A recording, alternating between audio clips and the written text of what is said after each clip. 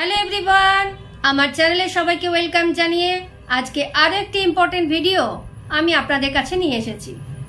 আজকাল আমরা প্রায় অনেকেই আমাদের শরীরের বিভিন্ন জায়গায় বিভিন্ন রকমভাবে ব্যথায় সাফার করি। তাদের জন্য থাকছে আজকে কতগুলি ইম্পর্টেন্ট টিপস। টিপস নাম্বার 1, আমরা regular at least half an hour সানলাইটে থাকার চেষ্টা করব। কারণ সানলাইট থেকে পাই আমরা কি ভিটামিন ডি।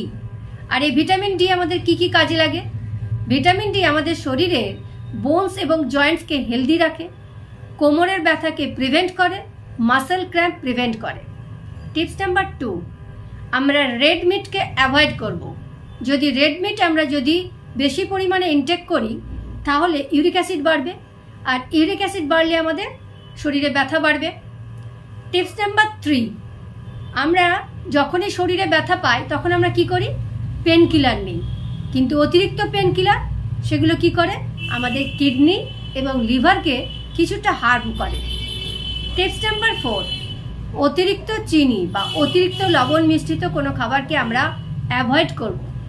প্রসেসড ফুড যেমন পিৎজা, বার্গার, আইসক্রিম আর প্রসেসড আমাদের ড্রিঙ্কস সেগুলো আমরা অ্যাভয়েড করব। কারণ এগুলো আমাদের শরীরের ইনফ্লামেশনকে অনেকটা বাড়িয়ে দেয়, তার ফলে আমাদের ব্যথা বাড়বে। এ তো গেল কি কি করব না। এবার বলবো কি কি আমাদের করা উচিত।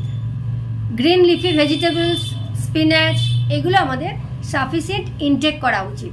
কারণ এগুলোতে আছে কি প্রচুর পরিমাণে অ্যান্টিঅক্সিডেন্ট এবং অ্যান্টি ইনফ্ল্যামেটরি প্রপার্টি। সেগুলো কি করে? আমাদের শরীরে ইনফ্ল্যামেশন কমায় এবং ব্যথাও কমায়। আর পেন কিলারের পরিবর্তে আমরা ন্যাচারাল পেন কিলার নেব। সেই ন্যাচারাল পেন কিলার বলতে আমরা আদাকে যদি আমরা টুকরো টুকরো করে কেটে যদি আমরা ইনটেক করি তাহলে আমরা অনেকটা উপকার পাব। এছাড়া বিভিন্ন রকম বাদাম যেমন ক্যাসিউ নাট, অ্যালমন্ড এগুলো যদি, গ্রাউন্ড নাট এগুলো যদি আমরা ইনটেক করি তাহলে আমাদের কি হবে?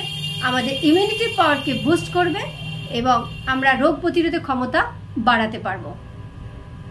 সবশেষে বলবো যে ভিটামিন সি জাতীয় খাবারগুলোকে আমাদের সাফিসিয়েন্ট ইনটেক করা উচিত। কারণ ভিটামিন সি কি করে? আমাদের কোলাজেন তৈরিতে সাহায্য করে। এই কোলাজেন কি? আমাদের শরীরে যে জয়েন্টস আছে, যে জয়েন্টসের মধ্যে যে কার্টিলেজ আছে, সেই কার্টিলেজের অন্যতম উপাদান যা আমাদের জয়েন্টকে সুরক্ষা দেয় এবং ফ্লেক্সিবিলিটি রক্ষা করে। এই ছিল আজকে আমার কতগুলি ইম্পর্টেন্ট টিপস। আশা করি এগুলো যদি আমরা ঠিকভাবে ফলো করি তাহলে আমরা সবাই ভালো থাকবো, সুস্থ থাকবো। নেক্সট ভিডিওতে আবার আপনাদের সঙ্গে দেখা হচ্ছে। Thank you.